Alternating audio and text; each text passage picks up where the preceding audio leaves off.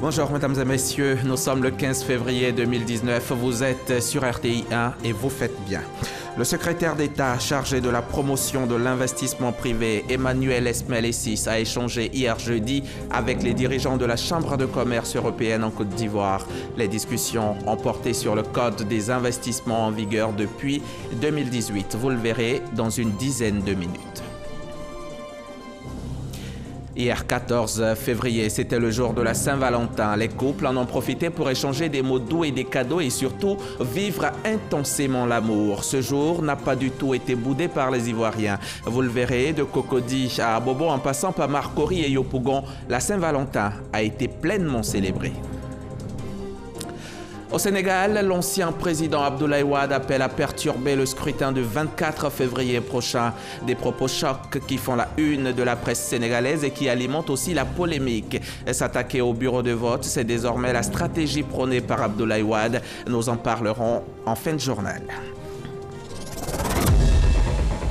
Et tout d'abord, avant de développer cette édition, cette information. Le chef de l'État, le président Alassane Ouattara, sera reçu par son homologue français Emmanuel Macron ce vendredi 15 février au palais de l'Élysée. L'entretien se déroulera à 18h, heure de France, 17h. Ici à Abidjan.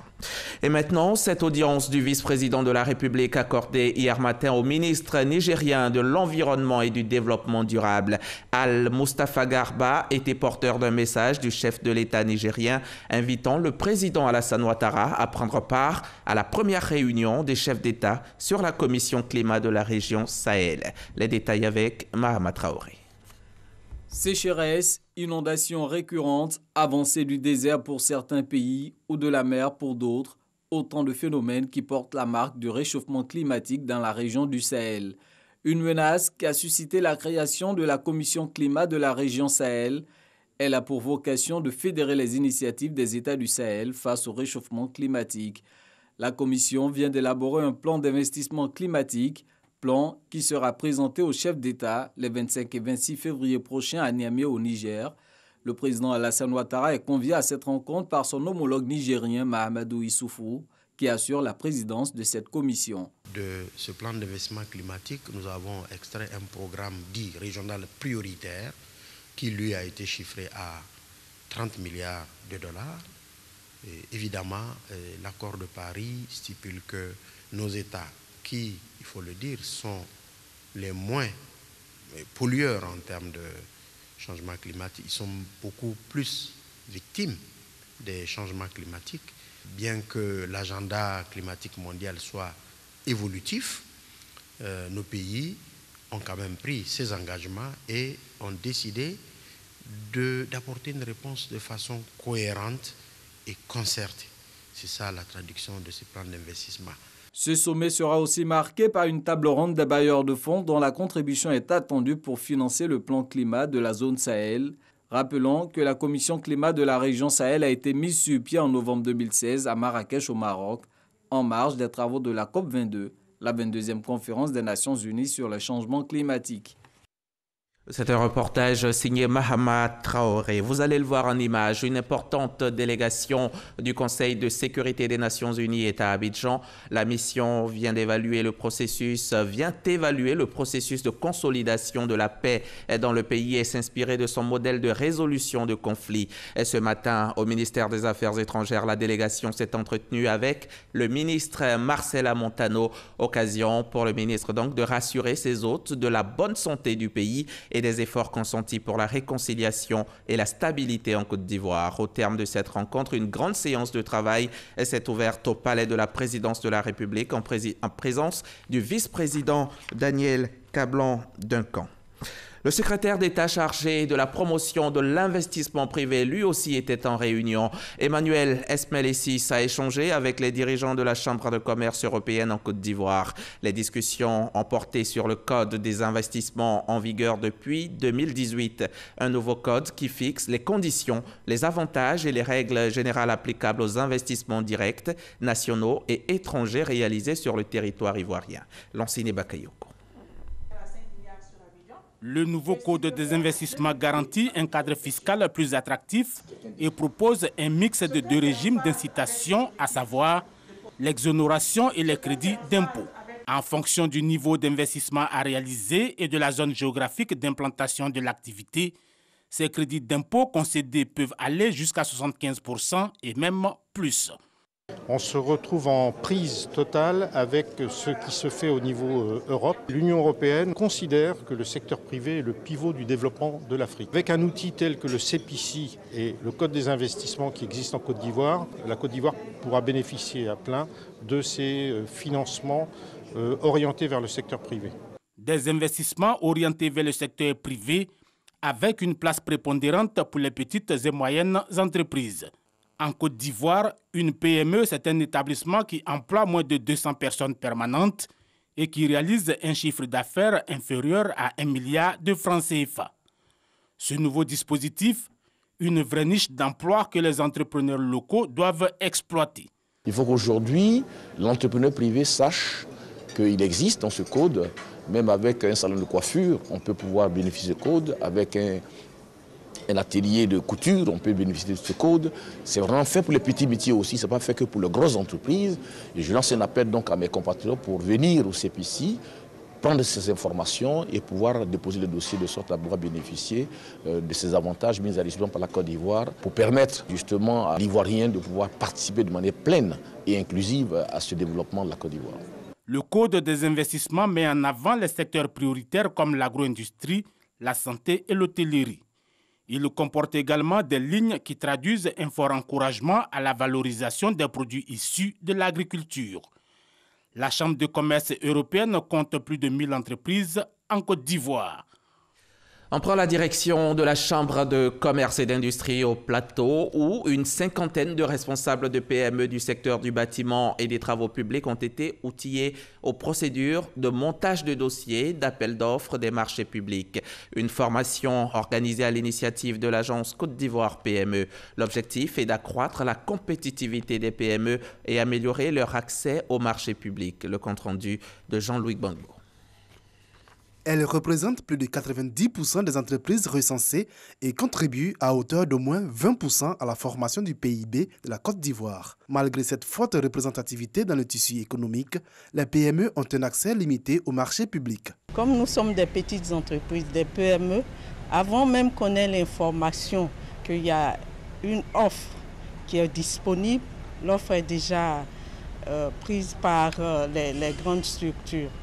Le second problème, les PME en tant que tels n'ont pas les moyens nécessaires, je précise bien, n'ont pas les moyens nécessaires, n'ont pas les accompagnements financiers nécessaires pour pouvoir compétir. Améliorer l'accès de ces entreprises au marché public, c'est l'objectif de cette première session de formation adressée aux PME du secteur des BTP, bâtiments et travaux publics. Au travers de cette formation, qui bien sûr n'est que le début d'une série.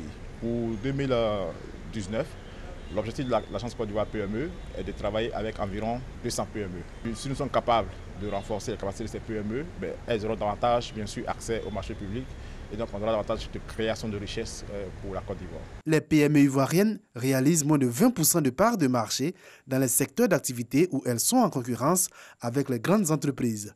Le gouvernement, qui veut voir également cette tendance s'inverser, a déjà mis en œuvre plusieurs actions. Le décret modifiant le code des marchés publics et qui fait obligation à chaque autorité contractante de réserver 20% de la valeur prévisionnelle de la commande publique aux PME. La signature de la charte de sous-traitance et de co-traitance et les allègements fiscaux contenus dans l'annexe fiscale 2019 au profit des PME. Les marchés publics représentent une manne financière de plus de 1000 milliards de francs CFA par an. La part des PME y a atteint les 42% en 2017 avant de rechuter à 19% en 2018. Le directeur général de la Société d'exploitation de développement aéroportuaire, aéronautique et météorologique a entamé lundi une visite d'imprégnation dans les aéroports de l'intérieur du pays, notamment à Bouaké et Yamoussoukro. Jean-Louis Moulot a annoncé des investissements d'environ 4 milliards de francs CFA, des travaux pour mettre l'aéroport de Bouaké aux standards internationaux. Le reportage de notre confrère Léon Bro. Aérogare, caserne des sapeurs-pompiers, bloc technique, centrale électrique, tour de contrôle, station météo, piste d'atterrissage, bref, toutes les installations de l'aéroport international de Bouaké passé au peigne fin par le nouveau directeur général de la Société d'exploitation aéroportuaire, aéronautique et météorologique Sodexam. 3 heures pour voir et échanger pour comprendre, puis Jean-Louis Moulot peut dérouler son programme de réhabilitation de l'aéroport de Bouaké. L'aéroport de Bouaké est doté de belles infrastructures, notamment une piste qui est la 2e en importance, en longueur, sur toute l'Afrique de l'Ouest. Nous avons besoin de mettre à niveau ces équipements, de réhabiliter également la tour de contrôle, parce que celle qui est utilisée aujourd'hui n'est plus aux normes. Ensuite, nous avons des travaux de réhabilitation de bâtiments. Nous avons des travaux également d'équipement en termes de tenue pour un certain nombre de personnels, en termes de matériel de travail, matériel roulant également, sur lesquels des efforts particuliers seront consentis. Plus de 4 milliards de francs CFA, le coût de ces travaux en prélude au contrôle par l'OACI, l'Organisation de l'Aviation Civile Internationale, des aéroports ivoiriens en octobre 2019. Il s'agit aussi de préparer l'aéroport de Bouaké à effectuer des vols internationaux. Dans la capitale politique, le nouveau directeur général de la Sodexam s'est félicité des performances de l'aéroport de Yamoussoukro, également sous contrôle de l'OACI. Des investissements ont été consentis par l'État, ce qui nous permet d'avoir une plateforme avec des équipements modernes. Je crois que l'investissement ici portera essentiellement sur les ressources humaines en termes de formation, en termes de revalorisation des traitements. Ces promesses pour Jean-Louis Moulot valent pour tous les agents de la Sodexam et se veulent des innovations dans la dynamique d'un transport aérien ivoirien plus compétitif. On va à présent parler santé, c'est en bref et en images. Ce 15 février marque la journée internationale de lutte contre le cancer de l'enfant. En Côte d'Ivoire, l'incidence du cancer de l'enfant et de l'adolescent est estimée à 900 nouveaux cas par an. Mais seulement 200 d'entre eux se présentent au niveau des structures sanitaires publiques pour une prise en charge, avec un taux de décès de 36,5% contre 40% de taux de rémission. Le programme national de lutte contre le cancer de l'enfant veut améliorer les chiffres à travers la sensibilisation pour un diagnostic précoce. Le reportage de Salima Toudia ce soir dans le 20h. On y va maintenant à la découverte du centre d'accueil et de transit Sainte-Geneviève de Katiola, un centre qui depuis plusieurs années s'occupe des enfants orphelins, abandonnés ou en danger de mort du fait de cette tradition. Une messe d'action de grâce y a été initiée le week-end dernier en faveur des donateurs et bienfaiteurs du centre. Serge Coléa, de retour de Katiola. Depuis environ 5 ans, le centre d'accueil et de transit Sainte-Geneviève de Katiola constitue pour eux un refuge. Enfants orphelins, abandonnés, rejetés ou menacés par la tradition y sont recueillis et pris en charge par le père Germain Kalari et son équipe. Sans grands moyens, mais surtout avec le soutien de donateurs, le centre résiste au temps. J'ai connu le centre par le biais d'une secrétaire du conseil. Et je suis allée les visiter et depuis lors, j'essaie de leur apporter mon soutien. Je voudrais vraiment dire merci à Dieu pour tous ces donateurs-là qui contribuent à la croissance et au bien-être de ces enfants. Ils ont vraiment besoin d'aide. C'est pour exprimer sa reconnaissance à tous ces bienfaiteurs que le centre Sainte-Geneviève a initié cette messe d'action de grâce. Une occasion pour l'abbé Germain Kalari de présenter le centre, les difficultés rencontrées, les attentes ainsi que les perspectives. Le centre est très petit. Nous n'avons qu'une capacité de 12 enfants. Pourtant, nous avons 20 pensionnaires. Et donc, il y a un véritable problème d'espace qui se pose. Et donc, ça fait que nous sommes obligés de créer un autre cadre, de trouver des familles d'accueil pour pouvoir recevoir les enfants. Et donc, on a besoin vraiment de trouver un autre cadre, un autre lieu plus grand que ce que nous avons. À ce jour, ce centre de transit a accueilli une 60aine d'enfants. Certains ont pu retrouver leur famille biologique, tandis que d'autres ont été réinsérés dans des familles d'accueil. À Yamoussoukro, au groupement numéro 2 de la garde républicaine, les promus 2019 ont été célébrés par leur hiérarchie. Ayant accédé au grade supérieur, 194 promus, officiers et sous-officiers ont vu leur nouveau galon être arrosé comme l'exige une tradition militaire. Cette cérémonie d'arrosage de galon a été marquée par un support de cohésion qui a rassemblé plusieurs unités des différents corps d'armée autour du thème « La réconciliation et le militaire ». Abou Sanogo, depuis Yamoussoukro.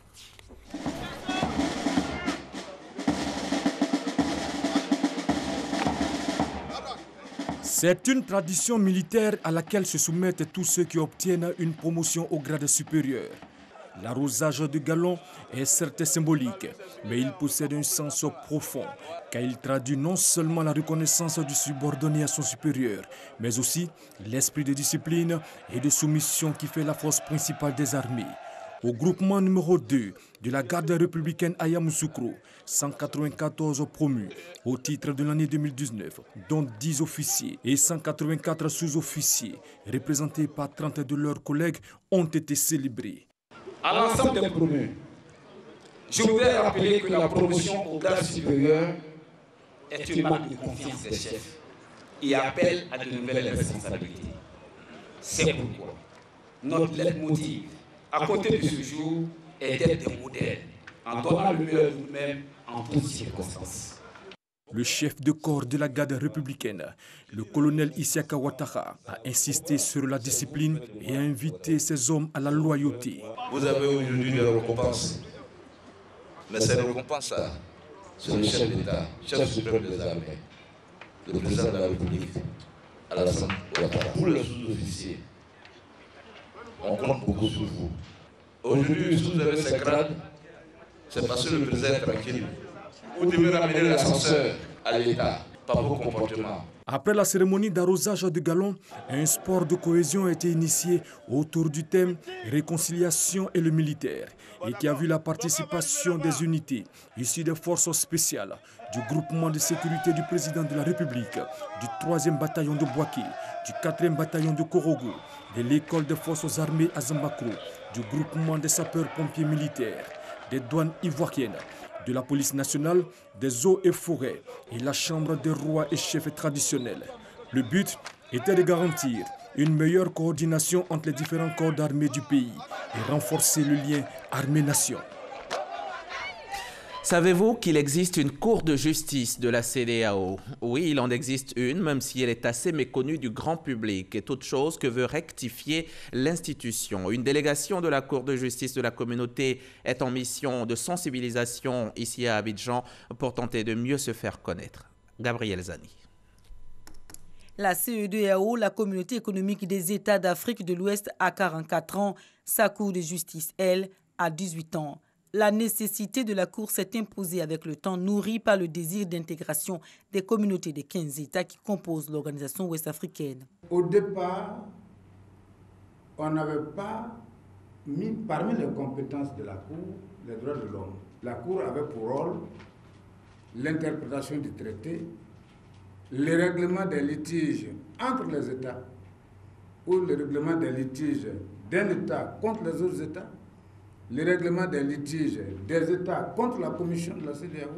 Lorsque le traité a été revisité, il y a eu donc l'adoption d'un protocole relatif à la Cour, qui a prévu que la Cour pouvait aussi juger les affaires concernant la violation des droits de l'homme. Composée de 5 juges de plus de 20 ans d'expérience de haute valeur morale, la Cour de justice de la CEDEAO se veut indépendante. Lorsqu'un citoyen, une citoyenne, estime qu'elle est victime de violation de ses droits, donc elle adresse une requête à la Cour, au greffe de la Cour. 2 conditions sont à réunir. La requête ne doit pas être anonyme, c'est-à-dire qu'il faut que la requête indique clairement l'identité du requérant. Et l'affaire ne doit pas être pendante devant une autre cour également compétente. À Abidjan, pour une mission de sensibilisation de 2 jours, la délégation de la Cour de justice de la CEDEAO multiplie les rencontres avec la presse. L'idée, faire des médias ses relais et, in fine, se rapprocher de tout justiciable de la communauté économique. Dans une communauté tels que l'espace CEDEAO. Nous aspirons à vivre en paix. Nous aspirons à ce que la population puisse vivre en sécurité, puisse jouir de tous leurs droits. La Cour est à la disposition des populations et à la disposition également des États. Depuis sa création en 2001, la Cour de justice de la CEDEAO a statué sur 195 affaires et rendu 197 décisions, dont 13 jugements en lien avec la Côte d'Ivoire. La mission à Abidjan succède à celle du Ghana. La juridiction prévoit se rendre bientôt au Libéria et en Sierra Leone. Le 8 février dernier, Guillaume Soro a démissionné de la présidence de l'Assemblée nationale. Et maintenant, que va-t-il se passer? Élément de réponse avec Herman Guivet. Nous sommes le 8 février 2019, 11h52. Guillaume Soro, président de l'Assemblée nationale de Côte d'Ivoire depuis 7 ans, est sur le point de faire une annonce importante. Devant 245 députés sur les 252 siégeants, il prend la parole et déclare: Je rends ma démission de mes fonctions de président de l'Assemblée nationale de Côte d'Ivoire.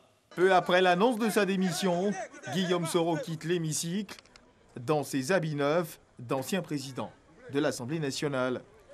Dès l'annonce de sa démission, les réactions ne se font pas attendre.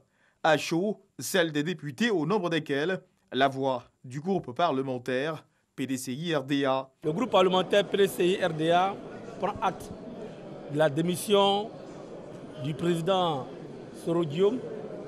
En même temps, le groupe parlementaire PDCI-RDA regrette que cette démission soit liée au congrès du RHDP. Sa démission n'est que consécutive à sa mise en retrait de la majorité représentative dans une assemblée nationale. C'est la majorité qui a le perchoir. Dès l'instant que M. Guillaume Soro ne se reconnaît plus dans la majorité, il va de soi qu'il démissionne. En mission à l'extérieur, Touré Mamadou, porte-parole du RHDP, ne manque pas de réagir. Vous savez, dans tous les pays au monde, dans toutes les démocraties au monde, le président de la Chambre parlementaire est issu de la majorité parlementaire. Aujourd'hui, la majorité de notre Assemblée nationale, avec près de 164 députés sur les 252 députés, est du RHDP. Il était tout à fait logique que le président de l'Assemblée nationale soit issu de la majorité parlementaire. À partir du moment où Guillaume Soro ne se reconnaissait pas dans cette majorité parlementaire, mais c'est une logique qu'il rende sa démission et que le RHDP élise un président de l'Assemblée nationale issu donc de la majorité. L'annonce d'une démission qui, pendant plusieurs semaines, semblait flirter avec les réseaux sociaux et à laquelle s'étaient préparés certains partis politiques, notamment le Front populaire ivoirien. Dans ses bureaux, situés au 4e étage, nous retrouvons le vice-président chargé des affaires juridiques et internationales au FPI, Pierre Dagogodé. Pour lui, la question est importante et mérite que l'on s'y attarde afin d'en saisir sa profondeur. Dès l'annonce de cette décision, le parti a produit une déclaration pour livrer sa position. La démission du président de l'Assemblée nationale, nous la regrettons parce que nous considérons que M. Soro Guillaume est un acteur majeur de la vie politique ivoirienne. Nous la regrettons aussi parce que cette décision fragilise l'institution même que représente l'Assemblée nationale, qui est le creuset, n'est-ce pas, de la représentation du peuple de Côte d'Ivoire. C'est ce que nous regrettons, mais nous pensons que cette démission, bon, elle est déjà faite. Il faut en tirer les conséquences. Pour le président Finguessan, pour le Front populaire ivoirien, la Côte d'Ivoire a besoin de paix, la Côte d'Ivoire a besoin de sérénité. Ensemble, construisons un discours politique rassurant, un discours politique qui est respectueux des institutions de la République, respectueux des personnalités qui l'incarnent, et un discours politique qui puisse amener les Ivoiriens à se retrouver autour d'un objectif commun. Et cet objectif commun, c'est l'avenir de la Côte d'Ivoire. C'est ce qui intéresse plus le Front populaire ivoirien. Que pense l'URD de cette décision? Eh bien, pour le savoir, nous avons rencontré la présidente de ce parti, Danielle Boni-Claverie. Écoutez, de notre part, elle suscite un certain nombre de réflexions. Sa démission, il est tout à fait normal que le fait que cela touche un président d'institution ne peut pas être considéré comme un fait anodin. Et nous constatons qu'il y a une certaine émotion vis-à-vis de cette démission. Je pense également que Guillaume Soro a bien fait de démissionner. Entre le tabouret et le fauteuil, le chemin va être long et périlleux. Alors je dis à Guillaume Soro, bon vent, bon courage et à quoi bas dans l'opposition. L'opposition ouvre grand ses bras à Guillaume Soro, sans verser dans un quelconque alarmisme et n'ayant pas la saine capacité de mesurer le kilométrage de la distance entre le tabouret et le fauteuil. Nous choisissons de recourir à l'avis d'un politologue pour analyser l'impact que pourrait avoir une telle décision sur le plan institutionnel et politique. Quelle lecture peut-on faire de ce nouvel engagement politique de l'ex-président de l'Assemblée nationale? M. Guillaume Soro a été assez clair, il a dit qu'il préférait suivre ses convictions. C'est clair qu'il s'engage déjà pour 2020 d'une manière ou d'une autre. Et sachant que s'il restait dans sa formation politique, il n'a pas assez de chances d'être le candidat de son parti, c'est une manière de se libérer de cette tutelle politique en vue de s'en tenir à sa conscience, d'où son discours qui, selon lui, l'amène à se tenir à ses convictions politiques. On prête beaucoup d'intention à M. Guillaume Soro, mais le seul à savoir où il part. On parle de ralliement à la plateforme de M. Bédier. On attendra de voir les propositions. C'est un peu la difficulté du champ politique ivoirien. On s'attarde sur les personnes et non sur les projets. Maintenant qu'il dit être libre de ces mouvements, on verra les propositions qu'il verra et on verra si ces propositions-là peuvent faire bouger les lignes. Que pense le citoyen lambda de la démission de Guillaume Soro? On va vous dire que lui, il a démissionné, donc à la longue, je sais qu'il va créer son parti, ça se voit déjà. Tous les Ivoiriens ont dû vers la paix en Côte d'Ivoire. Voilà, parce que quand il n'y a pas la paix, rien ne marche. Cette décision est courageuse venant de sa part, puisque pour être en phase avec ses convictions, comme lui-même il a dit, il était aussi important, à un moment donné, qu'il prenne cette décision que de rester dans le flou. Guillaume Soro, parti de la présidence de l'Assemblée nationale, comment vont désormais évoluer les choses? Direction l'Assemblée nationale de Côte d'Ivoire. Nous sommes informés de la tenue d'une réunion du président par intérim de l'Assemblée nationale avec les députés de la Commission des affaires sociales et culturelles. Point à l'ordre du jour, travailler à l'organisation de la prochaine élection du président de l'Assemblée nationale. Avant d'en arriver jusque-là, comment évolueront les choses à l'Assemblée nationale de Côte d'Ivoire? La Constitution prévoit les cas de vacances. C'est soit le décès, soit l'empêchement absolu, soit la démission. Donc, vu sous cet angle, il n'y a pas de crise dans le cas de la démission. Et cela donc ouvre droit à un intérim qui est assuré donc par le doyen des vice-présidents du bureau de l'Assemblée nationale. Donc, en l'occurrence, le président Diawara Mamadou. Le président de l'Assemblée nationale, M. Soro Guillaume, a démissionné le 8 février. En principe, au plus tard le 8 mars, devrait prendre fin l'intérim. On devrait installer le nouveau président. Cela doit être fait avant le 9 mars. Et les conditions d'éligibilité sont assez simples. Il s'agit d'être député de l'Assemblée nationale. Il n'y a pas d'autres conditions que cela.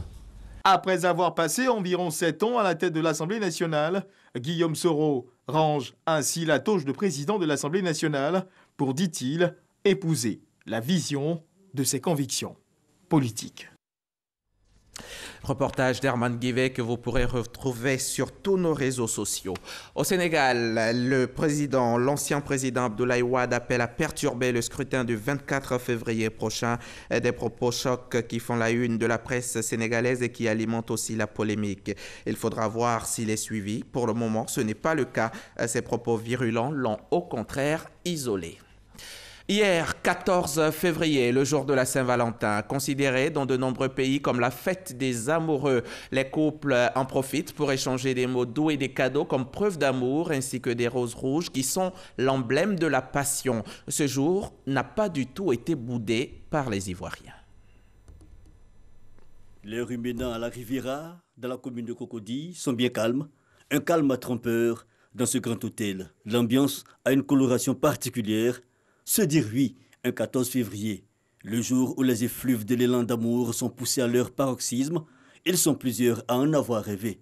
Lui, il l'a réalisé. Jean-Michel Aunin, animateur radio-télé, a dit oui à Michaela. C'était justement calculé parce que c'est pour moi une manière très entière de dire à ma chérie que je l'aime beaucoup et que je l'aime pour toujours.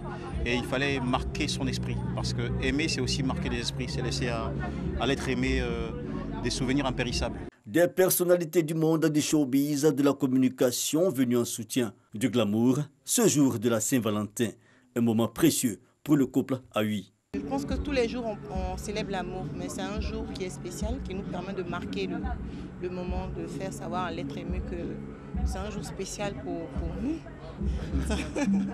Direction à Bobo, pour une ambiance plus chaude. La Saint-Valentin, l'occasion de faire de bonnes affaires. Plus de cartons aujourd'hui. Bon. Oui, c'est presque fini, il me reste pratiquement presque plus de poissons. Laissez les chiffres et les comptes, revenons à l'amour. Aline et Jean, des jeunes qui disent vouloir se marier bientôt. Pour eux, ce 14 février a un cachet spécial. Ousmane et sa femme sont ensemble depuis plusieurs années. Chaque Saint-Valentin est l'occasion de raffermir leur amour. L'amour, toujours, et le mot pour le traduire, c'est selon l'inspiration. Je t'aime chérie, c'est tout. Je lui dis simplement que je l'aime beaucoup, qu'il est tout pour moi. Pareil pour moi aussi, en tout cas, moi je suis à ce qu'on reste ensemble pour toujours. Je dirais merci pour tout l'amour qu'elle m'apporte dans ma vie. Le 14 février, Saint-Valentin, les Abidjanais ont célébré l'amour, comme le disent certains, une célébration qui devrait être un acte permanent et quotidien dans le cœur et dans la pensée. La solitude est venue me voir, si mon amour a tort. Vive l'amour, vive la Saint-Valentin. C'était un reportage de Franck Quadio. Et c'est la fin de ce journal. Merci de l'avoir suivi. On se retrouve demain, ici même, sur la chaîne qui rassemble.